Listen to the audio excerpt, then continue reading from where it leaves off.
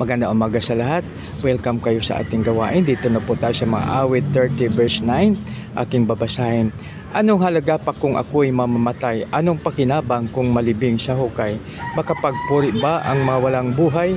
Maipahayag ba nila ang iyong katapatan? Purinaw ang Diyos sa pagbasa ng salita, mga kaibigan, habang buhay pa tayo, habang dito pa tayo sa mundong ibabaw, tayo ay ating gagampanan ang ating tungkulin, ating duty to God, duty to country, and duty to self. So ibig sabihin, pag sinabi natin duty to self, ibig sabihin pati yung duty natin sa ibang tao. Kasi yung ating country ay dapat tulungan din po natin. Kasi tayong mga Pilipino, mayroon tayong core values na maka-Diyos, makatao, makakalikasan at makabansa. Kaya napakabuti at napakadakila pag tayo ay sa ating Panginoon. Dahil pag sa Kanya tayo dudulog, walang problema, walang imposible po sa Kanya. Salamat.